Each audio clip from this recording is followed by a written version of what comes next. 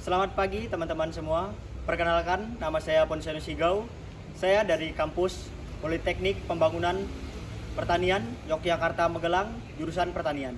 Dengan program studi Penyuluhan Pertanian Berkelanjutan 2 dengan NIREM 03 01 22 05 70. Baik teman-teman, pada kesempatan kali ini saya akan menyuluhkan tentang penggunaan urban farming atau pemanfaatan botol bekas. Nah, sebelum kita memasuki cara pembuatan dan manfaatnya, alangkah baik kita mengenal dulu. Seperti yang teman-teman ketahui, Indonesia adalah negara yang memiliki mengeluarkan sampah terbanyak di dunia. Nah, daripada kita menambah polusi, lebih baik kita mengolah sampah botol plastik ini menjadi media tempat penanaman hidroponik, yaitu urban farming. Nah, cara itu adalah seperti pemanfaatan lahan perkarangan. Mau bertanam tapi tidak ada lahan. Nah, ini solusinya, yaitu urban farming. Urban farming ini bermanfaat bagi wilayah-wilayah perkotaan yang tidak memiliki lahan-lahan. Ini urban farming ini bisa ditanam dengan di tempat yang sempit atau memanfaatkan perkarangan rumah. Nah, mari kita mulai. Ini cukup perkenalannya. Yang kedua itu langsung kita masuk ke alat dan bahan penggunaan untuk pembuatan urban farming. Yang pertama ada gunting. Yang kedua ada cutter. Yang ketiga ada botol. Dan yang keempat ada kain paca. Teman-teman bisa mengambil kain apa saja, yang penting bisa menyerap air. Terus yang keempat media tanam. Media tanam contohnya seperti ini. Media tanam hortikultura. Air. Ada air. Setelah air ada nutrisi. Ini nutrisinya. Teman-teman kan bingung. Kalau misalnya di daerah pedesaan kan pasti susah untuk cari nutrisi. Nah, teman-teman bisa mengganti nutrisi ini dengan micin. Micin itu memiliki kandungan nitrogen yang sangat besar. Terus ada benih tanaman. Benih tanaman atau media tanam sama saja. Itu ada cat tambahan, cuman di sini catnya tidak. Teman-teman bisa menggunakan cat atau menggunakan plastik yang berwarna gelap. Nah, terus setelah memperkenalkan alatnya, ini saya akan mempraktek cara pembuatannya. Yang pertama, siapkan botol. Nah, setelah siapkan botol, lalu botol ini dipotong seperti ini teman-teman. Dipotong seperti ini menggunakan cutter atau gunting.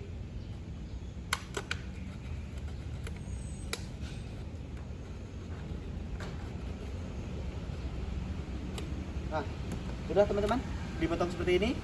Setelah dipotong, lalu lobangi botol ini digunakan sebagai pot untuk tanaman. Kita lobangi menggunakan gunting. Bisa menggunakan gunting, bisa menggunakan besi yang telah dipanaskan. Kita bolongi semua teman-teman.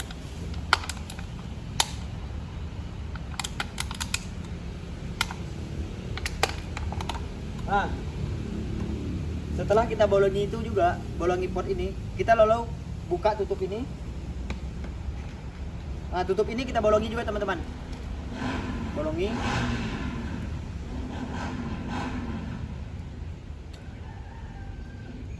Setelah kita bolongi seperti ini, lalu kita pasangkan kain paca.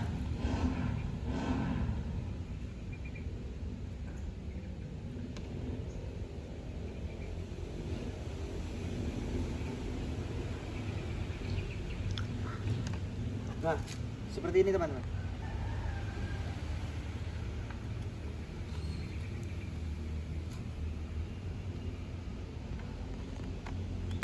Nah, sudah seperti ini. Lalu cat bagian botol atau bagian botol ini ditumpuk seperti ini. Nah, seperti ini teman-teman. Sebelum kita masukkan air dulu. Air.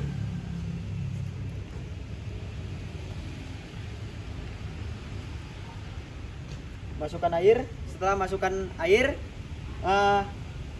kita masukkan nutrisi. Nah, nutrisi di sini kita masukkan sebanyak 5 tetes atau 5 mili. 5 mili itu setara dengan satu tutup botol aqua. Nah, itu kita masukkan 5 tetes. Sudah kita masukkan 5 tetes. Lalu aduk merata. Apabila ini sudah teraduk merata, kita masukkan ini. Masukkan begini teman-teman. Nah, lanjut. Setelah itu isi bagian ini, teman-teman bisa menggunakan sekam padi, arang sekam, tanah biasa, atau pupuk kandang. Nah, tapi di sini saya menggunakan batu kerikil. Nah, di sini teman-teman pasti menanyakan, kenapa sih menggunakan batu kerikil?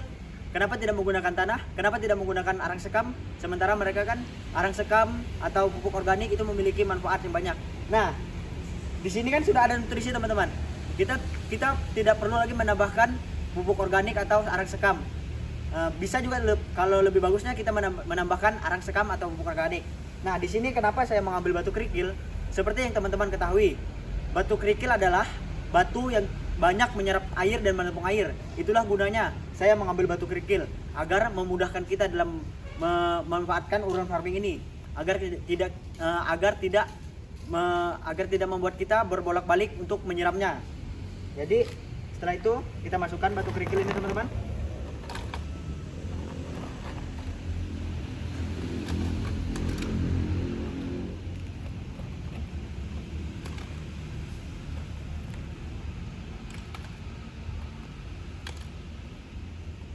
Baik, gini teman-teman, kurang lebih seperti ini.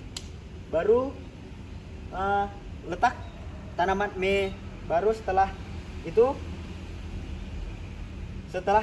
terjadi seperti ini, lalu kita letakkan benih atau bibit tanaman tadi. Itu baik mau benih sawi, pakcoy, atau kangkung, ini bisa digunakan untuk urban farming teman-teman. Nah, setelah itu tinggal perawatannya teman-teman. Nah, seperti ini teman-teman. Pasti teman-teman tanya, kalau misalnya itu ada lumut bagaimana? Nah, itulah guna tadi teman-teman, cat atau plastik hitam. Itu nanti dicat bagian ini agar dia tertutup dan mengendap. Itu bukan sebenarnya itu bukan menghilangkan lumut, tapi itu untuk mengurangi pertumbuhannya lumut. Jadi itu dapat mengurangi pertumbuhannya lumut teman-teman. Nah, pasti teman-teman juga menanyakan dalam waktu berapa hari kah mengganti air nutrisi ini. Nah, kan teman-teman kan tahu pH air kan pasti ada. Nah, di sini pH air ini pasti akan naik lebih tinggi ketika sudah selama 5 hari teman-teman. Jadi 5 hari sekali ini sudah diganti. Begitu juga dengan nutrisinya, karena nutrisi itu paling lama 5 hari teman-teman. Jadi alangkah baiknya kita mengganti setelah 5 hari sekali. Baik, setelah jadi ini, nah, manfaat teman-teman, manfaat urban farming. Yang pertama, sampah tidak menumpuk. Kenapa sampah tidak menumpuk? Karena kita sudah bisa mengolah sampah tersebut menjadi media tanam yang membuat perekonomian kita tidak terlalu banyak mengeluarkan uang. Nah, terus yang kedua, hemat lahan. Nah, urban farming ini selain bisa untuk menjadi media tempat penanaman, dia juga bisa menjadikan tempat untuk tanaman hiasan. Ini bisa ditaruh di teras rumah, di samping rumah, atau di pekarangan rumah yang lainnya. Nah, terus ekonomis. ekonomis. Teman-teman tahu sendiri, kalau kita membuat hidroponik itu pasti menghabiskan biaya berjuta-juta. Sementara hidroponik kan kita memerlukan peralon sudah berapa, baru memerlukan rock wool sudah berapa, terus pengairannya sudah berapa. Nah, sementara ini kurang dari 50.000 teman-teman sudah bisa membuat media tanam. Cukup nutrisi ini paling mahal cuma 20.000 teman-teman. Setelah itu mudah dibuat. Nah, setelah teman-teman melihat cara pembuatan tadi, apakah mudah teman-teman?